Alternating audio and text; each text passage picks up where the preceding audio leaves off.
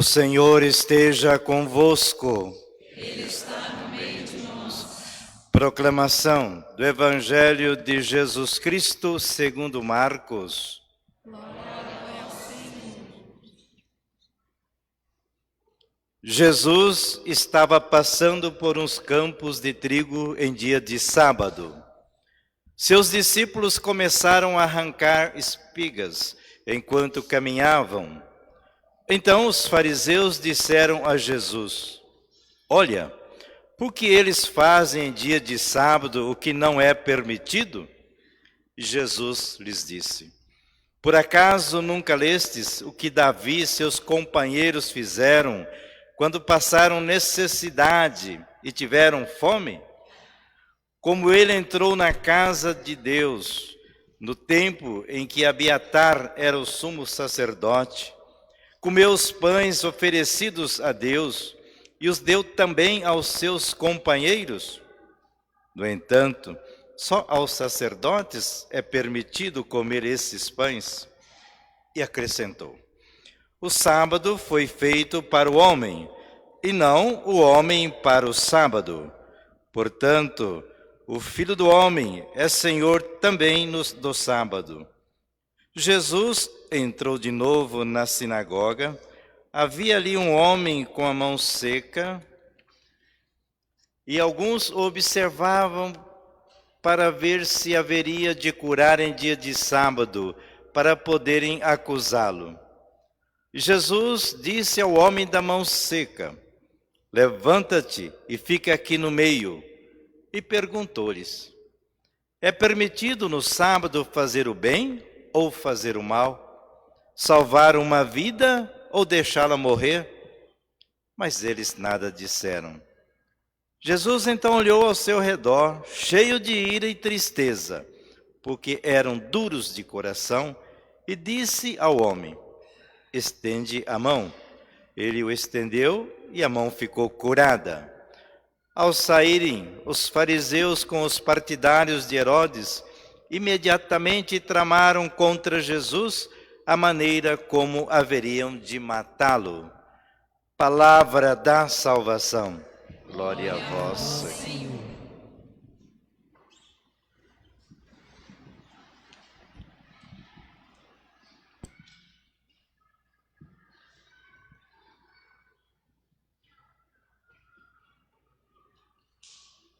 Meus irmãos, minhas irmãs, a instrução, a lei de Deus é clara.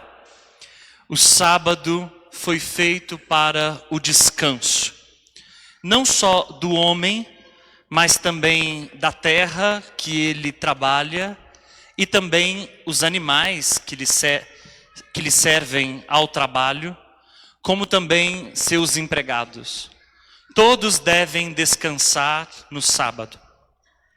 A lei não prescreve apenas um descanso, ela ensina a cultivar a liberdade.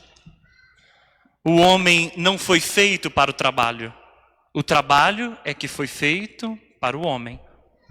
Hoje, essa mensagem tem ficado cada vez mais difícil, porque nós assistimos a um intenso ativismo. Gente que praticamente se perde, se esquece, ou esquece quem ama por causa do trabalho.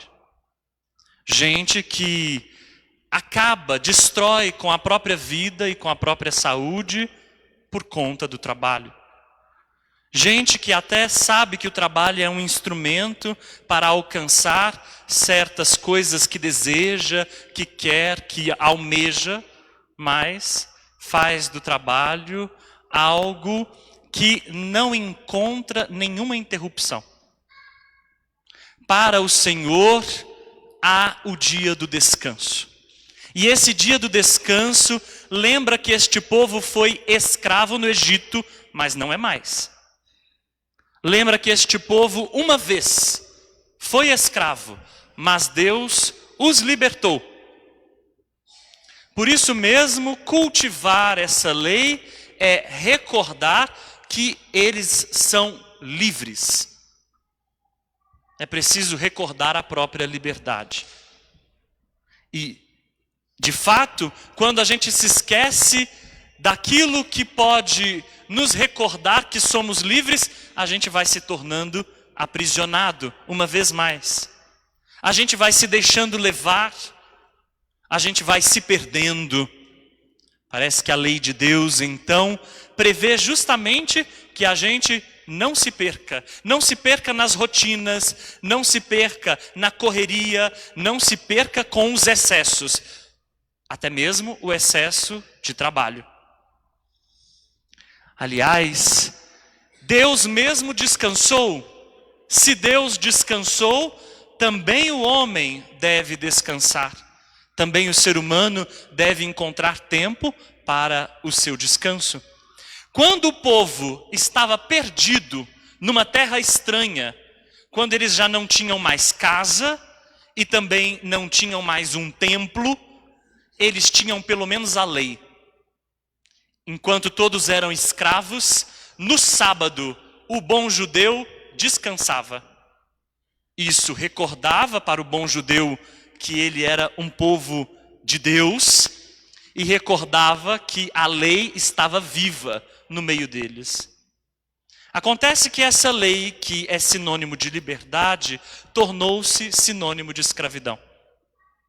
Ao invés de se tornar livre pelo bom uso da lei, o ser humano converteu essa mesma lei em opressão e escravidão. Bom, então, se a lei ordena nada fazer, nada deve ser feito. Parece que há uma interpretação estrita, mesquinha dessa norma. E se alguém precisa ser salvo? E se alguém cai no poço? E se um animal cai no poço? E se uma vida está ameaçada? Num dia de sábado, o que deve ser feito? Deixá-la morrer? Não trabalhar de modo nenhum? Parece que para Jesus o mais fundamental é a vida e não a lei. Parece não. É bem assim. Para Jesus o mais fundamental não é a observância estrita das normas, mas a preservação da vida. Que a vida esteja garantida. Daí nós escutamos esse relato do evangelho de hoje. Jesus está com seus discípulos passando pelos campos de trigo. E os discípulos fazem um trabalho com a mão, que é abrir caminho entre os campos de trigo. Num dia de sábado não se deve fazer trabalho nenhum. Nem levantar uma cama, nem levantar um peso, nem debulhar o trigo. Trabalho qualquer deve ser evitado. E os discípulos parece que não atendem a esse preceito. Se aproximam os fariseus. Os fariseus são o rosto da sã doutrina. São homens da lei, da observância estrita da norma. São homens como os muito religiosos hoje em dia. Gente que entende tudo das vírgulas. Nenhum iota da norma se perde. Estes fariseus já se aproximam de Jesus, bem acusando os seus discípulos de realizarem um trabalho em dia de sábado.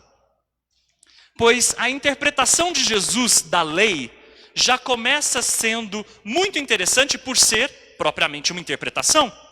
Jesus interpreta a lei. Não aplica a lei do mesmo jeito em todos os casos. É curioso, porque o que nós queremos fazer com a norma religiosa é aplicá-la igualmente para todos, enquanto cada um e cada uma é diferente. Interessante porque a norma para nós é muitas vezes usada como uma navalha afiada, preparada para cortar cada defeito, cada falha e informar todos numa forma idêntica. Para Jesus, a interpretação da lei. E a interpretação coloca a vida sobre o cumprimento estrito da norma. Jesus Cristo mesmo, olhando para a tradição, dirá: Davi comeu os pães reservados para a oferta, que só os sacerdotes podiam comer. Quando teve fome, o que prevaleceu? A norma ou a fome? O que prevaleceu? A observância estrita da lei ou a vida? Por mais sagrada que a norma fosse, Davi a desobedeceu. Jesus Cristo está dizendo o que com isso? Que, por mais sagradas que sejam as normas, quando é a vida que está em jogo, é a vida que deve ser observada em primeira instância. Por isso ele pode dizer que o sábado foi feito para o homem e não o homem para o sábado. E a gente poderia trocar essa afirmação por outra de igual sentido. A lei religiosa foi feita para o homem e não o homem para a lei religiosa. Os muito católicos deveriam assim vestir a carapuça. Os muito doutrinários, principalmente aqueles que têm o dedo em riste, prontos para acusar os defeitos alheios, os moralistas, vocês, moralistas, nós, moralistas, que muitas vezes nos sentamos nas cátedras da verdade absoluta, deveríamos guardar um pouco de humildade diante desse evangelho e pensar, afinal, como nós temos nos valido da religião? E como temos utilizado a norma e a lei, parece que colocando-a acima da vida. Parece que querendo enquadrar tudo e todos numa mesma forma. Parece que com a navalha afiada, prontos para cortar, decepar ou ferir, porque não importa ferir, importa que a lei seja observada. Vejam bem como isso se explica bastante na cena da sinagoga. Jesus entra numa sinagoga em dia de sábado. Há aí um homem com a mão seca. Então esse homem, para a lei religiosa, é considerado impuro. Para a lei religiosa, ele é um marginalizado, um excluído e nem devia estar aí. Mas está. O que os observantes da lei esquadrinham em Jesus? Se ele vai descumprir a norma ou não. O evangelho é claríssimo. Eles se preocupam com o enfermo? De modo nenhum. Tem alguma preocupação com a dignidade da pessoa? Nenhuma. Tem alguma preocupação em ajudá-la, salvá-la? Nada. A única preocupação é se Jesus vai descumprir a norma ou não. Esse quadro mostra para a gente uma doença da religião. Uma doença da religião até os dias de hoje. Para algumas pessoas, não interessa a criatividade e a espontaneidade. Elas estão simplesmente presas à norma. Para muitas pessoas, não interessa a dignidade, interessa a letra. Para muitas pessoas, não interessa a vida, interessa simplesmente uma observância estrita dos mandamentos. E por quê? Porque isso concede uma falsa segurança? Porque isso talvez conceda a chance de deitar a cabeça no travesseiro e dizer: como eu não sou mau, como eu não erro. Mas isso significa que nós somos bons? O fato de não errar significa que a gente acerta? O fato de não descumprir algo de normativo significa que a gente faz algo de bom? Para Jesus é fundamental recorrer à lei antiga, tirada do Deuteronômio, que pergunta, afinal, o que é permitido fazer em dia de sábado? O bem ou o mal? Salvar uma vida ou deixá-la morrer? A pergunta é óbvia. A resposta também é igualmente óbvia. Para quem conhece a lei, o que é permitido fazer é salvar a vida. Não deixar morrer, mas ajudar a viver. E é por isso que Jesus Cristo diz para o homem de mão atrofiada: vem para o meio. Escutem bem isso. Qual é a posição que os sofredores devem ocupar na vida da igreja? O centro. e diz levanta-te, quer dizer que esse homem está caído na vida, mas o verbo grego é ainda mais interessante, porque o verbo grego significa ressuscita. Levantar é ressuscitar, sair da situação de morte. Para alguns, não importa a morte das pessoas, só a lei. Para Jesus, importa a vida, não tanto a lei. Vem para o meio, levanta-te. É o que Jesus faz e quer que nós também sejamos capazes de fazer, apesar da doutrina, do dogma, das orientações religiosas e eclesiásticas. Levanta-te, vem para o meio. Essa é a postura da igreja. Não a postura dos fariseus, que de fato é a postura que a gente assume quase sempre. A igreja hoje é menos cristã, mais farisaica. Nós estamos muito mais perto do movimento farisaico, criticado por Jesus nas Sagradas Escrituras, do que do cristianismo que Jesus tanto desejou. Nós estamos longe daquele sentimento que Jesus Cristo quis que tivéssemos. E por isso mesmo, ele se irrita, se decepciona, suas entranhas reviram com a dureza de coração daqueles que estão ao seu redor. Eu não sei se vocês sabem, mas há uma vez nas Sagradas Escrituras em que a dureza de coração é assumidamente rejeitada.